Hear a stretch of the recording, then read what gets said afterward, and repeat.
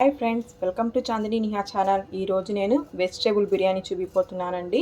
దానికోసం ఒక 2 పెద్దవి ఇంత సైజు 2 ఆనియన్స్, పెద్ద సైజు 2 టమోటా, ఒక చిన్న బంగాళదుంప, ఒక చిన్న క్యారెట్, ఒక 5-6 పచ్చిమిర్చిని ఇలా కట్ చేసి పెట్టుకున్నాను. కొత్తిమీర, పుదీనా కట్ చేసి వాటర్లో వేసి పెట్టుకున్నాను అనమాట.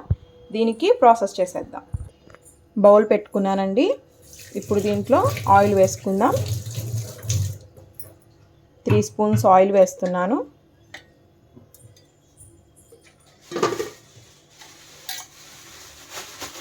చెక్క, లవంగ, యాలుక్కాయి, ఆకు, షాజీరా, దాల్చిన చెక్క ఇవి మొత్తం వేసేస్తున్నానండి. ఫ్రై అయిపోయినాయండి.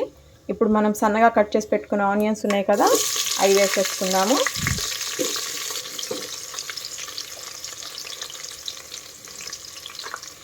ఇవి కొంచెం మెత్తపడాలండి. ఒక 2-3 మినిట్స్ మెత్తపడితే సరిపోతుంది. ఉడకపెట్టి పెట్టుకున్న క్యాలీఫ్లవర్ ఉంది కదా, ఇవి కూడా కొంచెం వేసానండి. ఇప్పుడు క్యారెట్ వేసేసుకుందామండి. క్యారెట్, బంగాళదుంప ఇవి 2 వేసేసుకుందాము. ఇవి కూడా ఒక 2-3 మినిట్స్ ఫ్రై చేయాలండి. కొంచెం మెత్తపడాలి. మనకి టేస్ట్కి తగ్గట్టు సాల్ట్ వేసుకుంటున్నాను.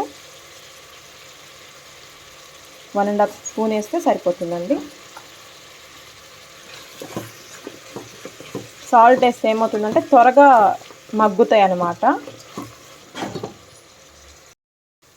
అల్లం చిన్నులపై పేస్ట్ వేసుకోవాలండి. నేను ఒక స్పూన్ తీసుకుంటున్నాను.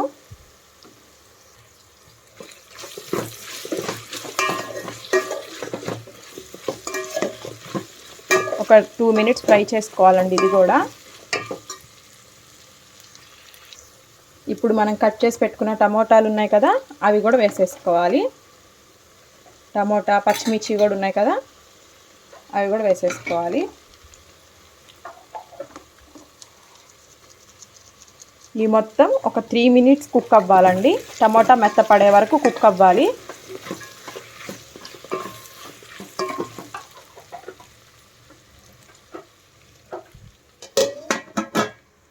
కుక్ అయిపోయిందండి. ఇప్పుడు దీంట్లోకి కొంచెం ధనియా పౌడర్, కొంచెం గరం మసాలా పౌడర్, కొంచెం కారం, 1/2 టీ స్పూన్ కారము. దీంట్లోకి కొంచెం పెరుగండి.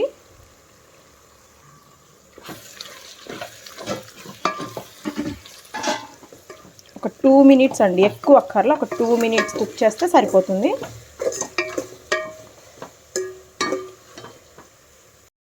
దీంట్లోకి మనం ఇందాక కొత్తిమీర, పుదీనా కడిగి పెట్టుకున్నాం కదా, అది వేసేసుకోవాలండి. మీరు కొత్తిమీర, పుదీనా ఎంత వేస్తే అంత టేస్ట్ వస్తుందండి. రైస్ చాలా బాగుంటుంది. పుదీనా ఎప్పటికైనా బిర్యానీ అంటే పుదీనా ఉండాల్సిందే, చాలా టేస్ట్ వస్తుంది. ఇప్పుడు వాటర్ వేసేసుకుందామండి. ఈ చెంబుతో ఒక చెంబు తీసుకున్నాను రైస్, 2 చెంబులు వాటర్ పోసుకోవాలి.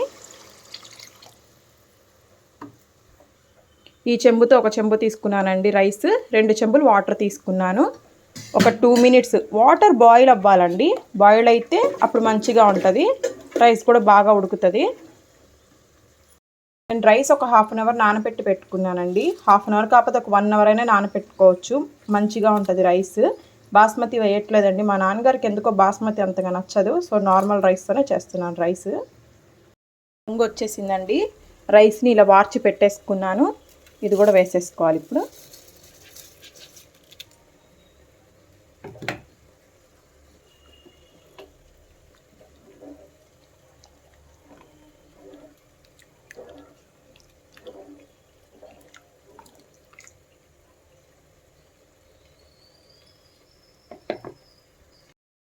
చూసారా ఎంత మంచిగా కుక్ అవుతుందో.